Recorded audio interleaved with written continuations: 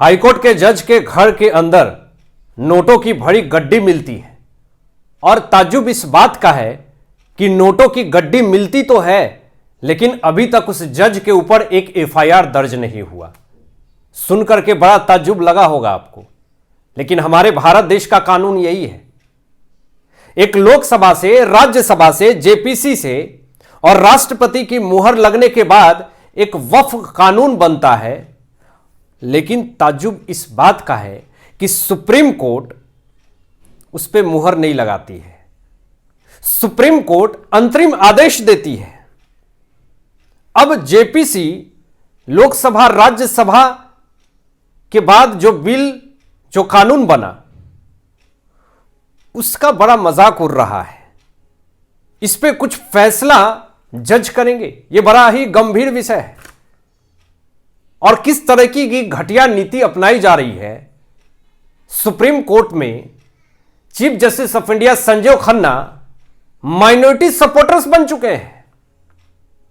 Minority के लिए वक्फ कानून के फेवर में कह रहे हैं कि 15वीं शताब्दी से लोगों के पास जमीन है, मस्जिदें हैं, उसकी जमीन की डॉक्यूमेंट वो कहां से दिखाएंगे? तो फिर बताएं, राम मंदिर का डॉक्यूमेंट क्यों मांग रहे थे आप? ये दोहरा चरित्र, ये दोहरा नीति आखिर क्यों? जो सुप्रीम कोर्ट से वक्फ कानून के ऊपर जो बड़ा फैसला आया है, वो मैं आपको इस वीडियो में बताने वाला हूं दोस्तों। और कैसे कपिल सिब्बल और अभिषेक मनु सिंघवी कौन से चक्की का आटा खाते हैं, इनके ऊपर भी बड़ी लतार लगी है। इनको 138 बड़ी गिरफ्तारी के बारे में भी बात करेंगे, कैसे बड़ा झटका लगा है अभिषेक मनु सिंघवी और कपिल सिब्बल को।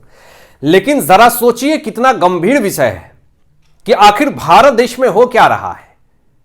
लोग लोकसभा, राज्यसभा से जो बिल पारित हो रहा, जो विधेयक पारित हो रहा, सुप्रीम कोर्ट उसके ऊपर भी कैची चला रही है। जरा गंभीर विषय है। अब इस पे उपराष्ट्रपति का भी बड़ा स्टेटमेंट आ गया। जगदीप धनखड़ जी ने जो स्टेटमेंट दिया है, इससे सुप्रीम कोर्ट में जो ये लॉबी है वो पूरी तरीके से बिलबिला रही है। आपको बता दें, उपराष्ट्रपति जी ने एक बड़ा एक्शन लिया, बड़ा स्टेटमेंट दिया कि राष्ट्रपति को आदेश नहीं दे सकती अदालत। बताइए, अदालत अगर राष्ट्रपति को आदेश देने लगे तो फिर इस भारत देश में क्या बचा?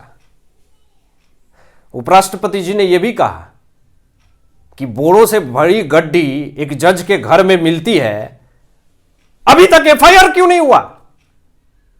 क्यों एफआईआर तक नहीं किया अभी?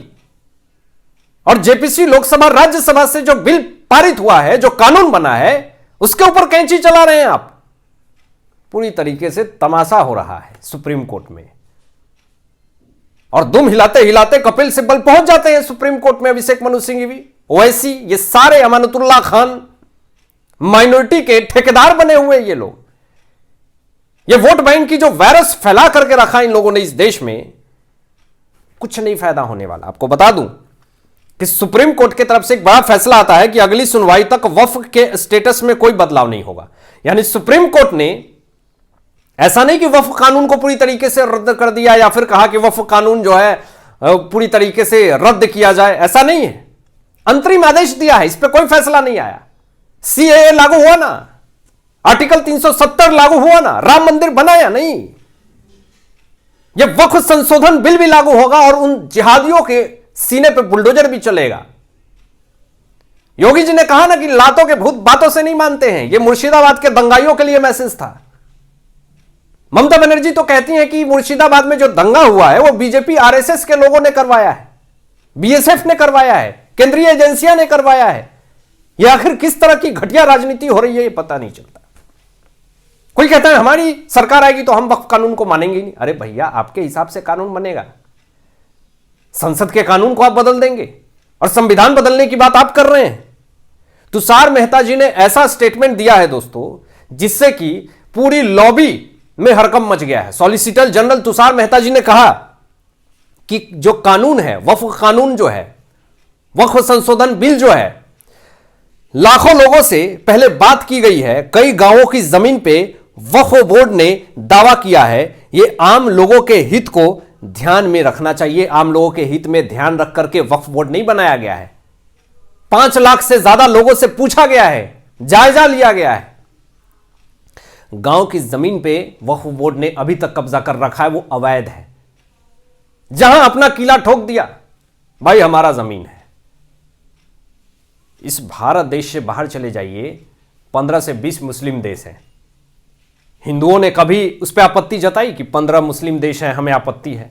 अरे भाई, यहां पे हिंदू है, बहुसंख्यक आबादी है, तो भारत को हिंदू राष्ट्र घोषित कर देने में क्या दिक्कत है? हिंदुओं ने कभी यह नहीं कहा कि मुसलमानों को यहां नहीं रहना चाहिए या फिर यहां से भगा देंगे, कभी नहीं कहा। लेकिन कुछ लोग तो वोट बैंक की राजनीति कर रहे हैं।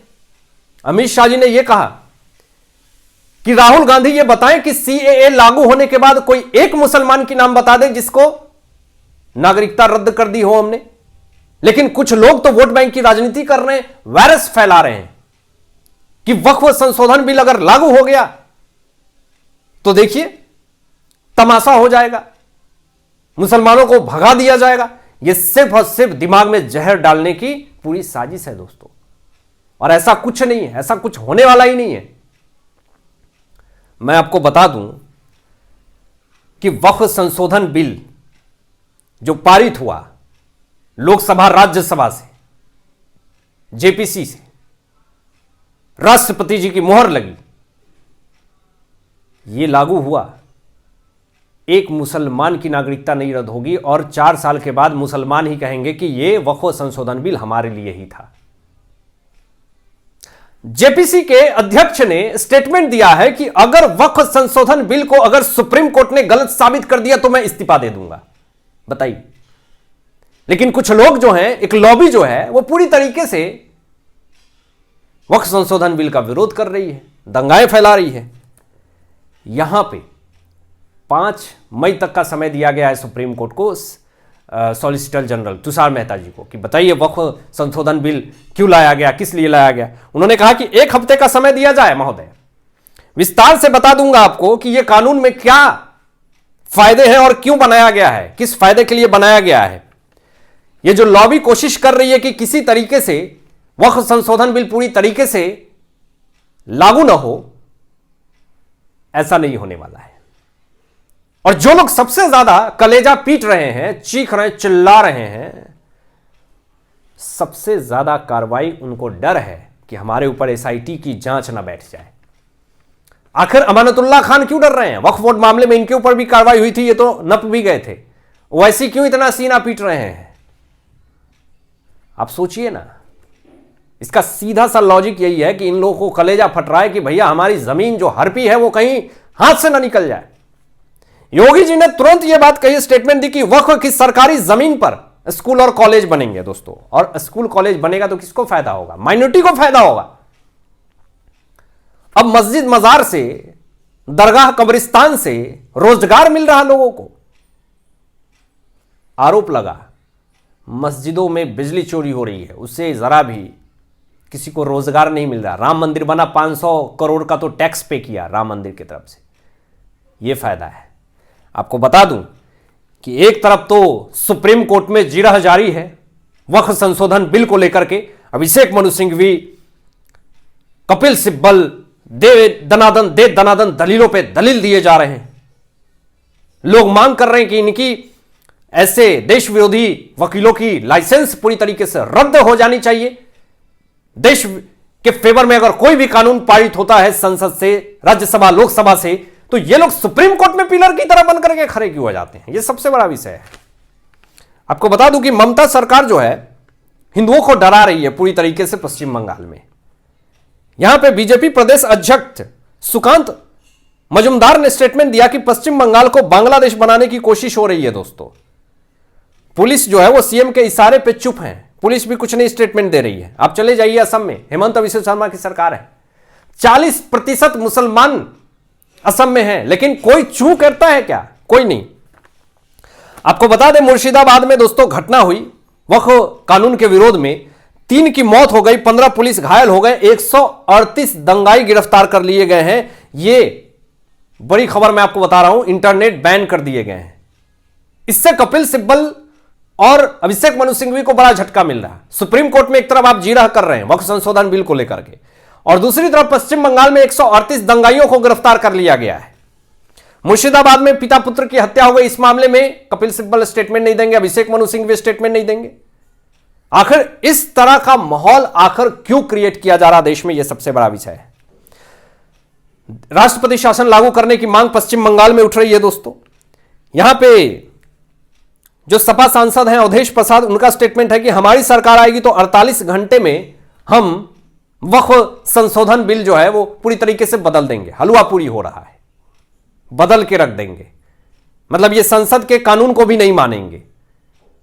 लेकिन आपकी क्या राय, इन तमाम विषयों पे अपनी विचार व्यक्त कीजिएगा। मिलते हैं एक लेटेस्ट ब्रेकिंग न्यूज के साथ, तब तक अपना ध्यान रखिए, ख्याल रखिए। सत्यमेव जयते। जय हिंद।